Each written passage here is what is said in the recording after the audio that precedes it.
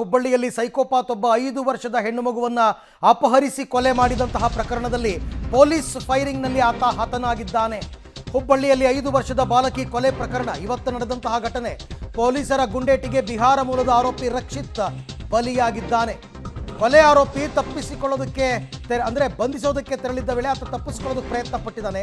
ಜೊತೆಗೆ ಪೊಲೀಸರ ಮೇಲೆ ದಾಳಿಗೆ ಪ್ರಯತ್ನ ಪಟ್ಟಿದ್ದಾನೆ. ಈ ಸಂದರ್ಭದಲ್ಲಿ ಆತ್ಮರಕ್ಷಣೆಗೆ ಪೊಲೀಸರು ಆರೋಪಿಗೆ ಗುಂಡನ್ನು ಹಾರಿಸಿದ್ದಾರೆ. ಈ ವೇಳೆ ಆಕಸ್ಮಿಕವಾಗಿ ಆರೋಪಿ ರಕ್ಷಿತ್ ಎದೆಗೆ ತಗುಲಿದೆ ಗುಂಡು ಅಂತ ಗೊತ್ತಾಗಿದೆ. ತೀವ್ರ ರಕ್ತಸ್ರಾವದಿಂದ ಗಂಭೀರವಾಗಿ ಗಾಯಗೊಂಡಿದ್ದ ಆರೋಪಿ ಆತನನ್ನು ಆಸ್ಪತ್ರೆಗೆ ಕರ್ಕೊಂಬರಲಾಯಿತು. ಕಿಮ್ಸ್ ಆಸ್ಪತ್ರೆಯಲ್ಲಿ ಚಿಕಿತ್ಸೆ ಫಲಿಸದೆ ಆರೋಪಿ ಸಾವನ್ನಪ್ಪಿದ್ದಾನೆ. ಒಂದು ರೀತಿ ನೋಡೋದಾದರೆ ಇದು ಸರಿ ಅಂತ ಅನ್ಸುತ್ತೆ. ಅಲ್ಲೇ ಡ್ರಾ ಅಲ್ಲೇ ಬಹುಮಾನ. ಕಾನೂನಾತ್ಮಕವಾಗಿ ಅದು ಆತ್ಮರಕ್ಷಣೆಗೋಸ್ಕರ ಅವರು ಫೈರ್ ಮಾಡಿರ್ತಕ್ಕಂಥದ್ದು ಸರಿ ಅಂತ ಹೇಳ್ಬೋದು. ಆದರೆ ಇಡೀ ಸ್ಥಳೀಯರು ಇವತ್ತು ಹೋರಾಟ ಮಾಡಿದ್ದೇ ಇದಕ್ಕೋಸ್ಕರ. ಒಂದು ಅವನನ್ನು ಎನ್ಕೌಂಟರ್ ಮಾಡಿ ಇಲ್ಲ ನಮಗೊಪ್ಸಿ ಅಂತಲೇ ಹೇಳಿದ್ದು.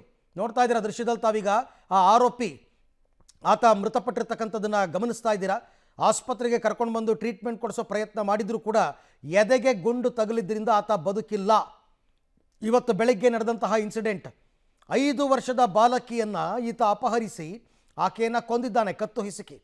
ಅತ್ಯಾಚಾರಕ್ಕೂ ಪ್ರಯತ್ನ ಪಟ್ಟಿದ್ದ ಅಂತ ಗೊತ್ತಾಗಿದೆ. ಅದಾದ ನಂತರ ರೊಚ್ಚಿಗೆದ್ದ ಸ್ಥಳೀಯರು ಅಶೋಕ್ ನಗರ ಪೊಲೀಸ್ ಸ್ಟೇಷನ್ ಮುಂದೆ ದೊಡ್ಡ ಮಟ್ಟದಲ್ಲಿ ಜಮಾಯಿಸಿದರು, ಪ್ರತಿಭಟನೆಯನ್ನು ಮಾಡಿದ್ರು. ನಮಗೊಪ್ಸಿ ಅವನನ್ನು ಅಂತ ಕೇಳಿದರು, ಅಥವಾ ನೀವೇ ಎನ್ಕೌಂಟರ್ ಮಾಡಿ ಅಂತಂದರು. ಕೊನೆಗೂ ಕೂಡ ಪೊಲೀಸ್ ಗುಂಡಿಗೆ ಆತ ಬಲಿಯಾಗಿದ್ದಾನೆ. ಮಾಡಿದ ತಪ್ಪಿಗೆ ಆತನಿಗೆ ಶಿಕ್ಷೆ ಇಲ್ಲೇ ಸಿಕ್ಕಿದೆ. ಮಾಡಿದ ತಪ್ಪಿಗೆ ಶಿಕ್ಷೆ ಸಿಕ್ಕಿದೆ. ಅವರೆಲ್ಲರ ಹೋರಾಟನೂ ಕೂಡ ಇವತ್ತು ಅವರ ಪ್ರಕಾರ ಸಾರ್ಥಕವಾಯಿತು ಅಂತ ಖುಷಿಯಾಗಿರ್ತಾರೆ ಅವರೆಲ್ಲರೂ ಕೂಡ. ಸ್ಥಳೀಯರು ಯಾವುದೇ ಜಾತಿ ಧರ್ಮ ನೋಡದೆ ಎಲ್ಲರೂ ಒಟ್ಟಾಗಿ ಸೇರಿದ್ರು. ಮುತ್ತಿಗೆ ಹಾಕೋದಕ್ಕೆ ಪ್ರಯತ್ನ ಪಟ್ಟಿದ್ರು ಪೊಲೀಸ್ ಸ್ಟೇಷನ್ಗೆ.